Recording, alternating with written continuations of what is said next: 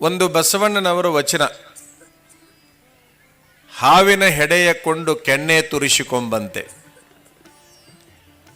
ಹುಲಿಯ ಮೀಸೆಯ ಹಿಡಿದು ಉಯ್ಯಾಲೆಯಾಡಿದಂತೆ, ಉರಿವ ಕೊಳ್ಳೆಯ ತೆಗೆದುಕೊಂಡು ಮಂಡೆ ಸಿಕ್ಕಿ ಬಿಡಿಸಿಕೊಂಬಂತೆ, ಕೂಡಲ ಸಂಗನ ಶರಣರ ಕೂಡ ಮರೆತು ಸರಸವಾಡಿದರೆ ಸುಣ್ಣದ ಕಲ್ಲು ಉಡಿಲಲ್ಲಿ ಕಟ್ಟಿಕೊಂಡು ಮಡುವು ಬಿದ್ದಂತೆ ಅಂತ. ಈ ವಚನ ಸಹಜವಾಗಿ ಎಲ್ಲರಿಗೆ ಅರ್ಥ ಆಗುತ್ತೆ. 3 ಉದಾಹರಣೆಗಳನ್ನು ಬಸವಣ್ಣನವರು ಕೊಡ್ತಾ ಇದ್ದಾರೆ. ಒಂದು ಹಾವು, ಇನ್ನೊಂದು ಹುಲಿ, ಇನ್ನೊಂದು ಬೆಂಕಿ, 3 ಉದಾಹರಣೆಯಾಗಿ ಕೊಡ್ತಾ ಇದ್ದಾರೆ. ಯಾರಿಗಾದರೂ ಗಲ್ಲ ತಿಂಡಿ ಬಿಟ್ರೆ ಕೈಯಾಗ ಉಗುರಿನಿಂದ ತುರಿಸಿಕೋಬೇಕು, ಗಲ್ಲದ ತಿಂಡಿಯನ್ನು ಕಡಿಮೆ ಮಾಡಿಕೊಳ್ಳಿಕ್ಕೆ. ಆ ಉಗುರಿನಿಂದನೂ ಕೂಡ ಅದು ಸಮಾಧಾನ ಆಗ್ತಾ ಇಲ್ಲ ಅಂತಂದ್ರೆ ಒಂದು ಅದಕ್ಕಿಂತ ಬಿರುಸಾಗಿರುವಂಥ ಕಲ್ಲನ್ನು ತೆಗೆದುಕೊಂಡು ತುರಿಸಿಕೋಬಹುದು.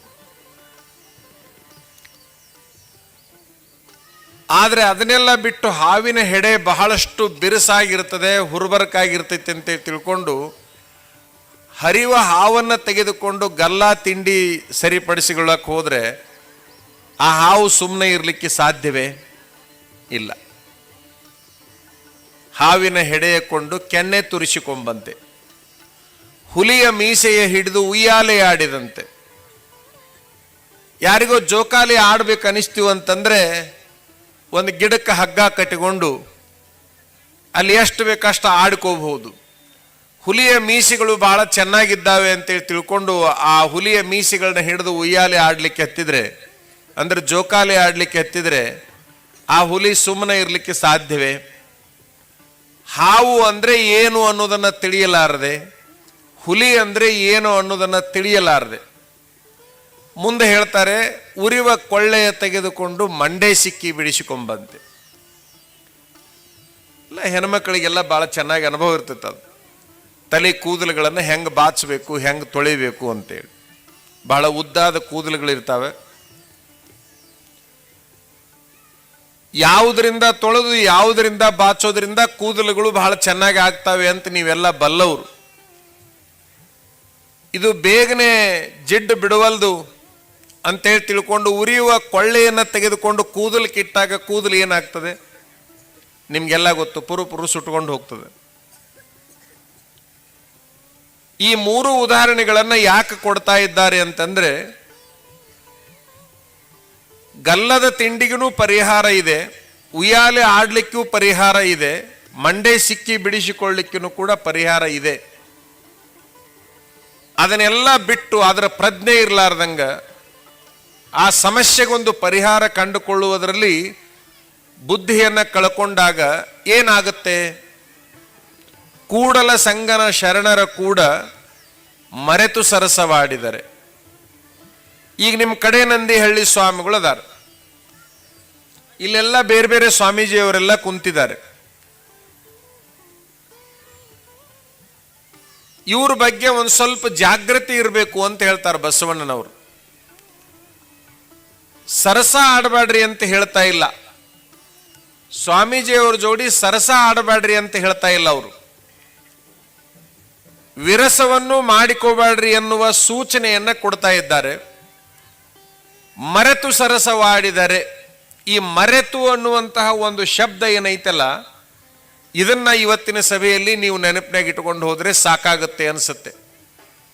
ಕೂಡಲ ಸಂಗನ ಶರಣರ ಕೂಡ ಸರಸವಾಡಿದರೆ ಅಂತ ಹೇಳಿಬಿಡ್ಬೋದಾಗಿತ್ತು ಬಸವಣ್ಣವರು. ಮರೆತು ಸರಸವಾಡಿದರೆ ಅಂತ ಹೇಳ್ತಾರ ಅವರು. ನೀವು ಅವ್ರ ಜೋಡಿ ಇರ್ರಿ ಅಂದಂಗದು. ಸದಾಕಾಲ ಗುರುಗಳ ಜೋಡಿ ಇರುವಂತಹ ಪ್ರಯತ್ನವನ್ನ ಮಾಡ್ರಿ, ಆದ್ರೆ ಗುರುಗಳನ್ನುವ ಪ್ರಜ್ಞೆಯನ್ನ ಕಳ್ಕೊಂಡು ಅವ್ರ ಜೋಡಿ ಇರಬಾಡ್ರಿ ಅಂತ ಹೇಳ್ತಾರೆ. ಏನಪ್ಪ ಬಾರಿಸೋದನ್ನು ಬಂದ್ ಮಾಡ್ತೀಯಾ? ಈಗ ನೀ ಬಾರಿಸುವಾಗ ನಾವು ಸುಮ್ ಕುಂತಿದ್ವಿ. ಮರೆತು ಸರಸವಾಡಿದರೆ ಏನಾಗುತ್ತೆ? ಸುಣ್ಣದ ಕಲ್ಲು ಉಡಿಲಲ್ಲಿ ಕಟ್ಟಿಕೊಂಡು ಮಡುವು ಬಿದ್ದಂತೆ. ನಿಮಗೆಲ್ಲ ಹಳೇ ಕಾಲದ ಜನರಿಗೆ ಗೊತ್ತು ಸುಣ್ಣ ಒಣಗಬೇಕಾದ್ರೆ ಹೆಂಗ್ ಹಾಕ್ತಾರೆ ಅಂತ. ಗಡಿಗೆ ಒಳಗೆ ಸುಣ್ಣದ ಕಲ್ಲುಗಳನ್ನು ಹಾಕಿ ನೀರು ಹಾಕಿ ಮುಚ್ಚಿ ಬಿಡಬೇಕು.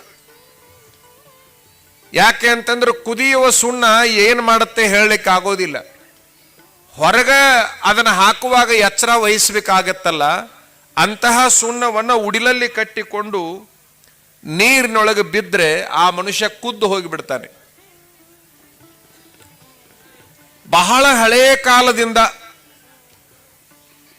ಮಹಾಭಾರತದ ಪೂರ್ವದಲ್ಲಿ, ರಾಮಾಯಣದ ಪೂರ್ವದಲ್ಲಿ, ಅದರ ಆಚೆಗೆ ವೇದದ ಪೂರ್ವದಲ್ಲಿ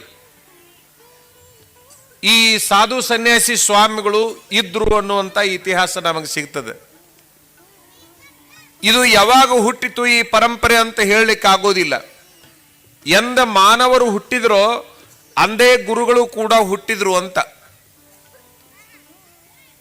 ನೀರು ಎಲ್ಲಿರ್ತದ ಅಲ್ಲಿ ಮೀನು ಇರಲೇಬೇಕು, ನೀರು ಎಲ್ಲಿರುತ್ತೆ ಅಲ್ಲಿ ಮೀನುಗಳು ಇರಲೇಬೇಕು. ಯಾಕಂತಂದ್ರೆ ನೀರು ಸ್ವಚ್ಛ ಇರಬೇಕಲ್ಲ, ನೀರು ಸ್ವಚ್ಛ ಇರಲೇಬೇಕು. ನೀರು ಸ್ವಚ್ಛ ಇರಬೇಕಾಗಿತ್ತಪ್ಪ ಅಂದ್ರೆ ಅಲ್ಲಿ ಮೀನುಗಳು ಇರಲೇಬೇಕು. ಎಲ್ಲಿ ಜನ ಅದಾರೆ ಅಲ್ಲಿ ಗುರುಗಳು ಇರಲೇಬೇಕು. ಯಾಕಂತಂದ್ರೆ ಜನರ ಕೊಳೆಯನ್ನ ತೆಗೀಲಿಕ್ಕೆ ಯಾರು ಇರ್ತಾರೆ ಅಂತಂದ್ರೆ ಗುರುಗಳು ಇರ್ತಾರ. ನೀರಿನ ಕೊಳೆಯನ್ನ ತೆಗೀಲಿಕ್ಕೆ ಯಾರು ಇರ್ತಾರಪ್ಪ ಅಂದ್ರೆ ಮೀನುಗಳು ಇರ್ತಾವ. ಇದನ್ನ ನಾವು ಬಹಳ ಚೆನ್ನಾಗಿ ಅರ್ಥ ಮಾಡ್ಕೋಬೇಕು. ನೀರು ಶುದ್ಧವಾಗಿರ್ಬೇಕಾದ್ರೆ ಮೀನ ಬೇಕು. ಮೀನುಗಳು ಜೀವಂತ ಇರ್ಬೇಕಾದ್ರೆ ನೀರು ಬೇಕು. ಮೀನುಗಳು ಜೀವಂತವಾಗಿರ್ಬೇಕಾತಂದ್ರೆ ನೀರು ಬೇಕ. ಒಂದು ಶುದ್ಧವಾಗಿರ್ಬೇಕಾದ್ರೆ ಮೀನುಗಳು ಬೇಕು, ಆ ಮೀನುಗಳು ಜೀವಂತವಾಗಿರ್ಬೇಕಾದ್ರೆ ನೀರು ಬೇಕು. ನೀರು ಮತ್ತು ಮೀನನ್ನ ಎಂದೂ ಕೂಡ ಬೇರ್ಪಡಿಸಲಿಕ್ಕೆ ಸಾಧ್ಯ ಹೇಗಿಲ್ವೋ ಹಾಗೆ ಗುರುಗಳನ್ನು ಮತ್ತು ಶಿಷ್ಯರನ್ನ ಬದಲಾವಣೆ ಮಾಡಲಿಕ್ಕೆ ಯಾರಿಂದನೂ ಯಾವ ನಾಸ್ತಿಕರಿಂದನೂ ಸಾಧ್ಯ ಇಲ್ಲ. ಅದು ಎಂಡ್ಲೆಸ್. ಅದು ಈ ಪರಂಪರೆ ಏನೈತಲ್ಲ ಇದು ಎಂಡ್ಲೆಸ್. ಇದಕ್ಕೆ ಕೊನೆ ಅಂತಕ್ಕಂಥದ್ದನ್ನ ಕಾಣಲಿಕ್ಕೆ ಸಾಧ್ಯವೇ ಇಲ್ಲ. ಇದರ ಕೂಡ ಹೆಂಗೆ ಬಾಳೆ ಮಾಡಬೇಕು ಅಂತ ಹೇಳ್ತಾರೆ. ಇವ್ರು ಕೂಡ ಬಾಳೆ ಮಾಡೋದು ಹೆಂಗ? ಇವ್ರನ್ನಂತೂ ಬಿಟ್ಟಿರ್ಲಿಕ್ಕೆ ಆಗೋದಿಲ್ಲ. ಬಿಟ್ಟಿದ್ರೆ ನಾವು ಸ್ವಚ್ಛ ಇರ್ಲಿಕ್ಕೆ ಆಗೋದಿಲ್ಲ, ನಮಗೆ ಖುಷಿ ಅನ್ನುವಂಥದ್ದು ಸಿಗೋದಿಲ್ಲ, ನಮಗೆ ಬದುಕಿನ ದಾರಿ ಗೊತ್ತಾಗೋದಿಲ್ಲ. ಅನಿವಾರ್ಯ ಇವ್ರು ಕೂಡ ನಾವು ಇರಲೇಬೇಕು, ಗುರುಗಳ ಜೋಡಿ ಇರಲೇಬೇಕು. ಆ ಗುರುಗಳನ್ನ ಯಾರನ್ನ ಆರಿಸ್ಕೋಬೇಕು ಅನ್ನುವಂಥದ್ದು ನಿಮಗೆ ಬಿಟ್ಟಿದ್ದು. ಆದರೆ ಗುರುಗಳು ಅನಿವಾರ್ಯ ಅನ್ನುವಂಥದ್ದು, ಅವ್ರ ಜೋಡಿ ಹೇಗಿರಬೇಕು ಅನ್ನೋದಕ್ಕೊಂದು ಮಹಾಭಾರತದ ಕಥೆಯನ್ನು ನಿಮಗೆ ನಾವು ಹೇಳ್ತೀವಿ. ಮಹಾಭಾರತ ಅಂತಂದು ಕೂಡಲೇ ಅಲ್ಲಿ ಇಬ್ಬರು ಪ್ರಮುಖ ಪಾತ್ರಧಾರಿಗಳು, ಒಂದು ಕೃಷ್ಣ, ಇನ್ನೊಂದು ಅರ್ಜುನ. ಕೃಷ್ಣ ಅರ್ಜುನರು ಸೇರಿಕೊಂಡು ಹಿಂಗ ರಸ್ತೆ ಹಿಡ್ಕೊಂಡು ಹೋಗುವಂತ ಸಂದರ್ಭದಲ್ಲಿ ಆಕಾಶದಲ್ಲಿ ಒಂದು ಹಕ್ಕಿ ಹಾರ್ತಾ ಇತ್ತು. ಆ ಹಾರುವ ಹಕ್ಕಿಯನ್ನ ಅರ್ಜುನನಿಗೆ ತೋರಿಸಿದ ಕೃಷ್ಣ, ಅದು ಹದ್ದಲ್ವೇ ಅಂತ ಕೇಳ್ತಾನೆ. ಅಲ್ಲಿ ಹಾರಾಡ್ತಾ ಇರೋದು ಹದ್ದು ಅಲ್ವೇ ಅಂತ ಕೇಳ್ತಾನೆ. ಅರ್ಜುನ ಒಂದ ಮಾತಿಗೆ ಅದು ಹೌದ್ರಿ ಹದ್ದು ಅಂದ್ಬಿಟ್ಟ. ಸ್ವಲ್ಪ ಮುಂದಕ್ಕೆ ಹೋದ ಮೇಲೆ ಅದು ಹದ್ದಲ್ಲೋ ಅದು ಕಾಗೆ ಇದೆ ಅಂದ. ಹೌದ್ರಿ ಅಂದಿವ. ಹದ್ದಂದ್ರೂ ಹೌದಂತಾನೆ, ಕಾಗಿ ಅಂದ್ರೂ ಹೌದಂತಾನೆ.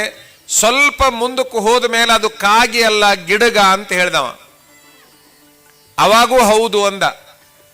ಇನ್ನೊಂದು ಸ್ವಲ್ಪ ಮುಂದೆ ಹೋದ ಮೇಲೆ ಅದು ಗಿಡಗ ಅಲ್ಲ ಪಾರಿವಾಳ ಅಂದ. ಅದಕ್ಕೂ ಹೌದು ಅಂದ. ಹದ್ದಂದ್ರೂ ಹೌದಂತೀಯ, ಕಾಗಿ ಅಂದ್ರೂ ಹೌದಂತೀಯ, ಗಿಡಗ ಅಂದ್ರೂ ಹೌದಂತೀಯ, ಪಾರಿವಾಳ ಅಂದ್ರೂ ಹೌದಂತಿದಿ. ನಿನಗೆ ಕಣ್ಣಿಗಿನ್ನದವಿಲ್ಲ, ನೋಡುವ ಬುದ್ಧಿಗಿದ್ದೈತಿಲ್ಲ ಅಂತ ಕೇಳ್ದ. ಅರ್ಜುನ ಹೇಳ್ತಾನೆ, ನನಗೆ ಕಣ್ಣುಗಳು ಇದ್ದಾವೆ, ಬುದ್ಧಿನೂ ಇದೆ.